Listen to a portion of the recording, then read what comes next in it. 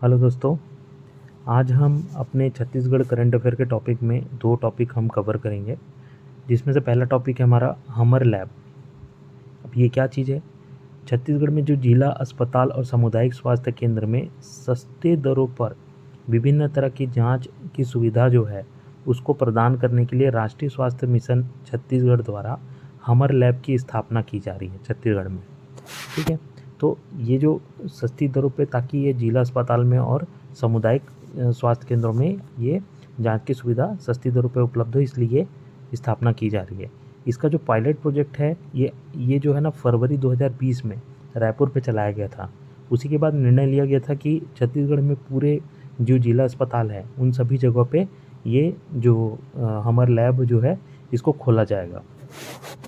तो अभी देखते हैं कि वर्तमान में किन किन जिलों पे यहाँ पर खुल चुके हैं। तो वर्तमान में 9 जिलों पे अभी खुल चुके हैं।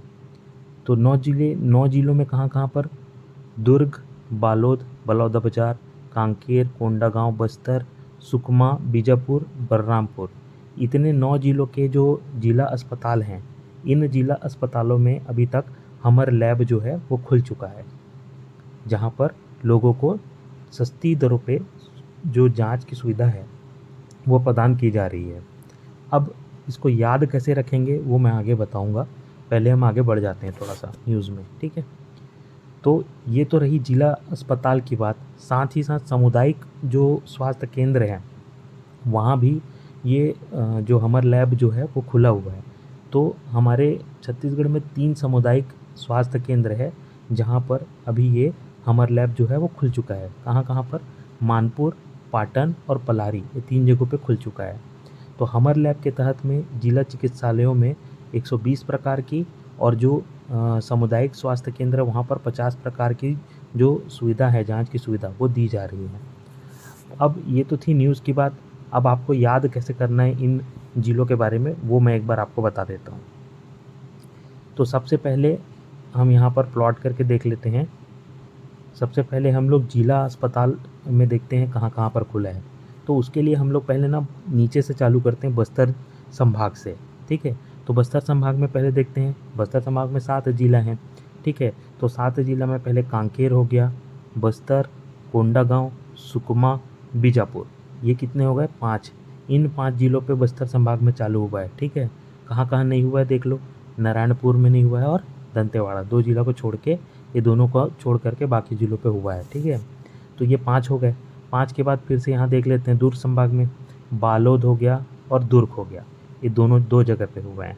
इसके बाद इधर देख लेते हैं ऊपर साइड में बलौदाबाजार पे हुआ है, और एक सबसे टॉप में सरगुजा संभाग में देख लेते हैं बलरामपुर पे हुआ है।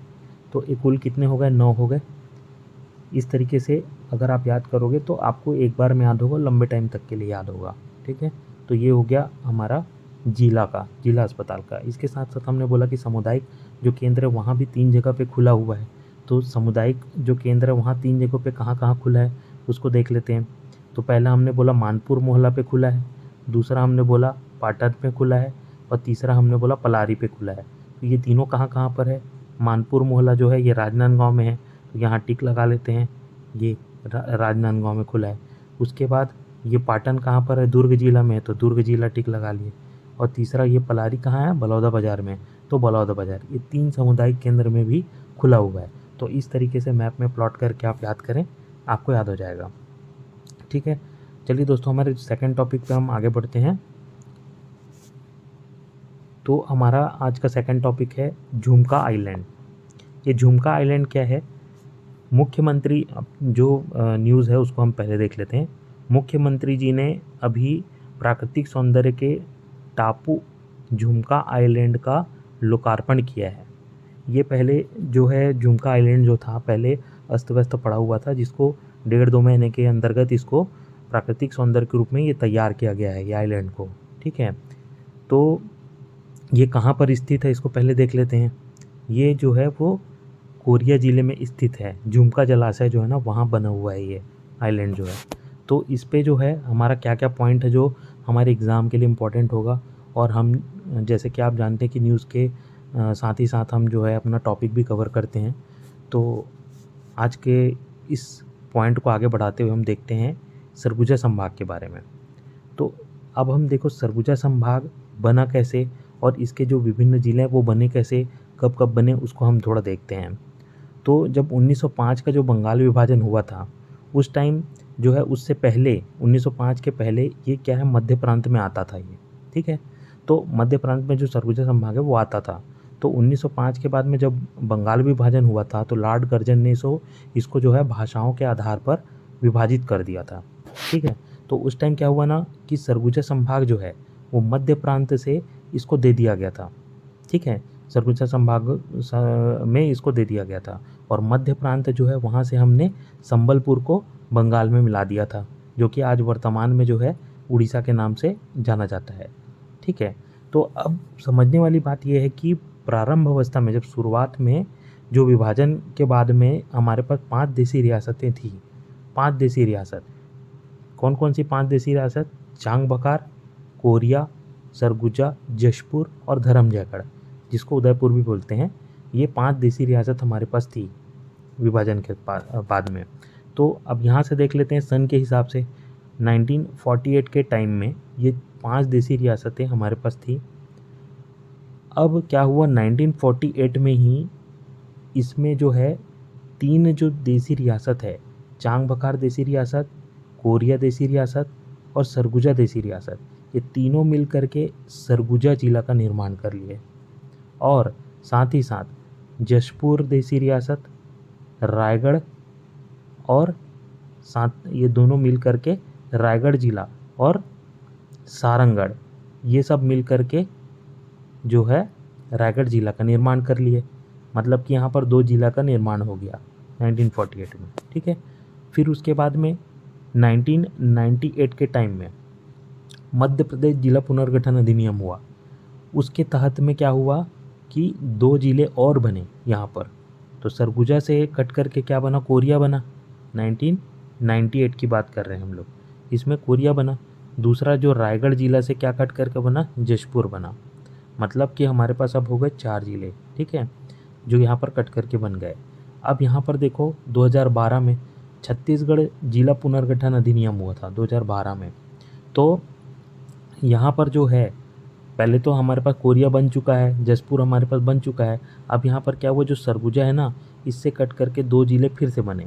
एक बना सूरजपुर और दूसरा बना बलरामपुर। मतलब जब भी पूछा जाए तो 2012 में 2 जिले फिर बने। और 2012 में कौन कौन से जिले बने, सूरजपुर बने और बलरामपुर बना, ठीक है। ये 2 जिले बन गए। अब इस तरीके से हम लोग थोड़ा सा मैप में देख लेते हैं तो और अच्छे समझ में आएगा कि अब हमारे पास सरगुजा संभाग में 5 जिले आ गए हैं। तो ये 5 जिले कौन कौन से हैं इसको देखते हैं। ये देखिए हमारे पास ये हो गया कोरिया, ये हो गया सूरजपुर, ये हो गया बलरामपुर, ये हो गया आपका सरगुजा और ये हो गया जशपुर। ये 5 जिले हमारे पास बन गए, ठीक है। अब हम थोड़ा सा इस पर देख लेते हैं रोड मैप। रोड मैप में मतलब नेशनल हाईवे की बात कर रहे हैं हम लोग। नेशनल हाईवे कौन सी नंबर की नेशनल हाईवे कहाँ से होकर गुजरती है, सरगुजा संभाग से, इसके बारे में बात कर रहे हैं। तो सबसे पहले हमने देखा ये नेशनल हाईवे नंबर 43, ये कहाँ से आ रहा है, कटनी, ये एमपी है, मध्य प्रदेश से। अच्छा, इस मध्य प्रदेश से यहाँ से निकलता है ये रोड जो है, और कोरिया से होते हुए बैकुंठपुर पहुँचा, बैकुंठपुर से सूरजपुर पहुँचा, सूरजपुर से अंबिकापुर पहुँचा, फिर अंबिकापुर से पत्थलगांव पहुँचा, पत्थलगांव से जशपुर, जशपुर से फिर ये उड़ीसा की ओर, झारखंड की ओर निकल जाता है, ठीक है। तो ये हो गया, ये नेशनल हाईवे नंबर 43 हो गया, ठीक है। इसके बाद हम देखते हैं एक नेशनल हाईवे नंबर यहाँ से, ये अंबिकापुर है, अंबिकापुर है। अंबिकापुर से ये नीचे की साइड में, बिलासपुर की साइड में, इधर नीचे साइड में एक रोड जाता है, इसको बोलते हैं अपन नेशनल हाईवे नंबर 130 जो है इसका नाम है, ठीक है, नेशनल हाईवे नंबर 130। ये दूसरा नेशनल हाईवे हो गया। अब इसके बाद हम देखते हैं तीसरा नेशनल हाईवे।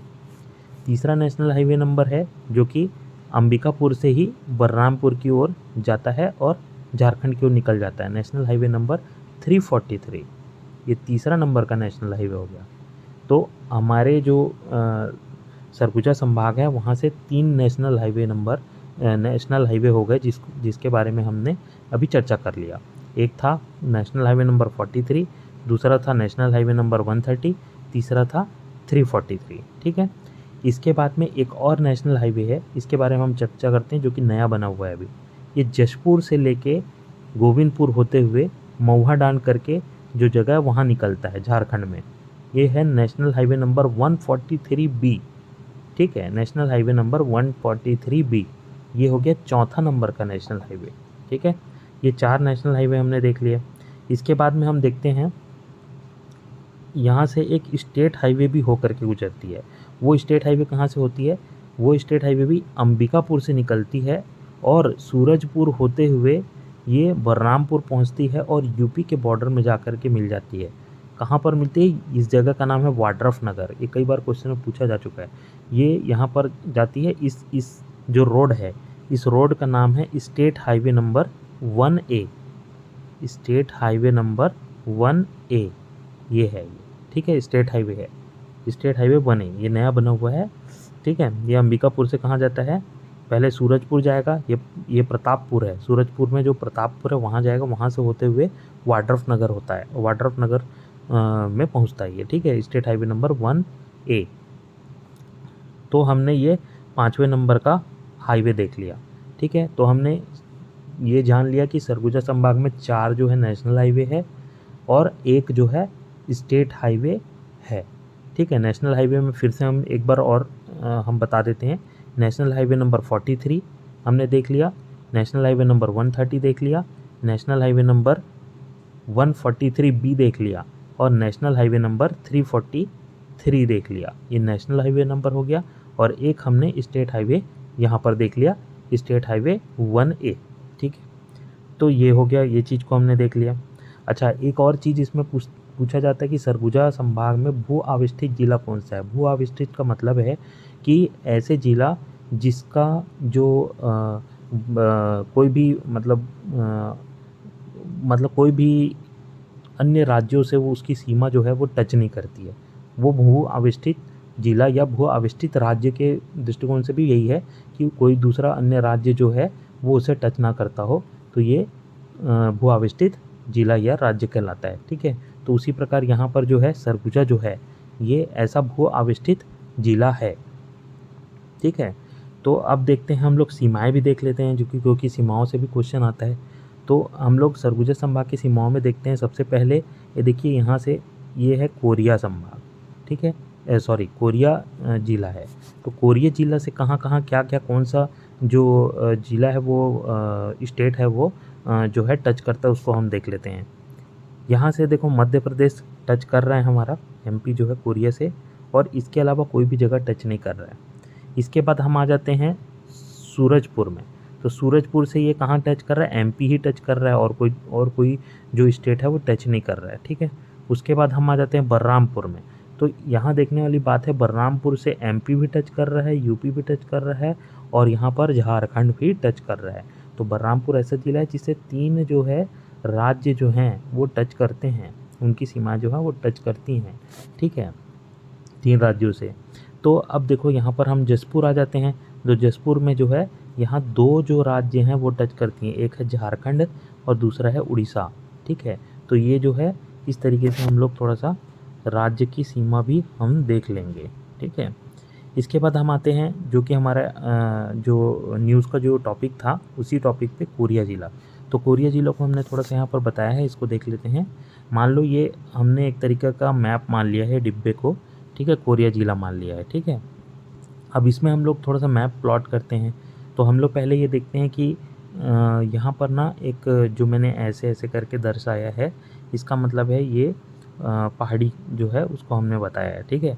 तो ये कौन सी पहाड़ी है? रामगढ़ की पहाड़ी है ये, ठीक है, रामगढ़ की पहाड़ी। ये रामगढ़ की पहाड़ी क्या है?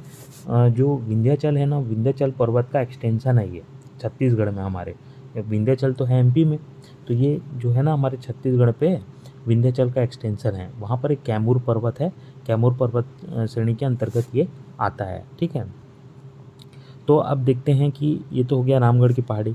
रामगढ़ की पहाड़ी में ही यहाँ पर एक नेशनल पार्क भी है कोरिया में, उसका नाम है गुरु घासीदास नेशनल पार्क, ठीक है, गुरु घासीदास नेशनल पार्क। अब कुछ इम्पॉर्टेंट जगहों के बारे में भी चर्चा कर लेते हैं, जैसे कि जो गुरु घासीदास नेशनल पार्क के बाजू में है, यहाँ पर हम देख लेते हैं भरतपुर जनकपुर एक जगह है जो कि संयुक्त तहसील है, भरतपुर जनकपुर जो है। यहाँ पर एक सोनहत देख लेते हैं, सोनहत भी एक तहसील है। अब सोनहत जो है यहाँ से जो है ना हसदेव नदी जहाँ से निकलती है, ये हसदेव नदी का उद्गम स्थल भी है सोनहत, यहाँ से हसदेव नदी निकलती है। इसके बाद हम आ जाते हैं चिरमिरी में। ये चिरमिरी है, ये वाला जो लाइन है इसको हम थोड़ी देर में कवर करेंगे। पहले हम देखते हैं ये चिरमिरी है। चिरमिरी जो है वो नगर निगम है, ठीक है, चिरमिरी नगर निगम में से एक है, ठीक है। अब आ जाते हैं हम लोग कि नेशनल हाईवे नंबर 43, ये हो गया, ये हमारा नेशनल हाईवे नंबर 43 है, ठीक है, जो कि कटनी से आ रहा है, जैसे कि हमने यहाँ पर देखा था कटनी से अंबिकापुर की ओर जा रहा था, यही वाला नेशनल हाईवे है, ठीक है। तो इस बीच में सबसे पहले हम यहाँ पर देख लेते हैं कि नेशनल हाईवे जब हम यहाँ से हम आते हैं तो हमको पहले पड़ता है मनेंद्रगढ़, ठीक है। ये मनेंद्रगढ़ जो है ना ये नया जिला घोषित हुआ है अभी वर्तमान में, और ये जो है ना मनेंद्रगढ़ वो हसदेव नदी है ना उसके तट पर बसा हुआ है, ठीक है, तो ये चीज़ याद रखेंगे। उसके बाद हमारे को आएगा चर्चा। ये चर्चा जो है ये कोल माइंस है, चर्चा यहाँ पर कोल माइंस है, ठीक है, कोरिया का कोल माइंस है यहाँ पर चर्चा, ठीक है। उसके बाद पटना आता है, तो पटना है ये भी कोल माइंस है, कोल माइन क्षेत्र नया डेवलप हो रहा है ये, ठीक है, कोल माइन क्षेत्र है ये भी। इसके बाद आएगा बैकुंठपुर। ये बैकुंठपुर जो है ये जो कोरिया है ना इसका हेड क्वार्टर है बैकुंठपुर। पहले क्या है कोरिया देसी रियासत जो हमने पहले पढ़ा था ना उसका भी हेड क्वार्टर भी था पहले ये, तो अभी वर्तमान में भी हेड क्वार्टर है बैकुंठपुर, ठीक है, कोरिया का हेड क्वार्टर। अब इसके आगे हम थोड़ा सा देख लेते हैं, यहाँ पर ना एक मैप में हमको दिख रहा होगा एक छोटा सा ऐसा बना हुआ है, यही वो झुमका बैराज है जिसके बारे में हम चर्चा कर रहे हैं, जहाँ पर आइसलैंड बना हुआ है, ठीक है, जहाँ पर जो आइलैंड बना हुआ है ना जिसका अभी उद्घाटन करने गए थे मुख्यमंत्री जी, ये यहीं इसी आइलैंड पे बना हुआ है वो, ये मतलब बैराज पे बना हुआ है, झुमका जलाशय जो है ये इसी जलाशय पे बना हुआ है। तो यहाँ पर एक खंडवा करके भी जगह है, यहाँ पर क्या है इसमें ना एक नदी भी बहती है, गज नदी करके छोटी नदी है, गज नदी, ठीक है, इसके बारे में हम देख रहे थे। तो ये झुमका जो है इसमें ना मत्स्य पालन और झींगा पालन ये दोनों के लिए बहुत फेमस जगह है ये, ठीक है, झुमका जो जलाशय है वो बहुत फेमस है, इसी पे बना हुआ है वो, ठीक है। तो नेक्स्ट हम देख लेते हैं इसके आगे कौन कौन सा हमारे पास बच गया है। यहाँ पर हमने सब चीज़ को कवर कर लिया है, अब आगे देखते हैं।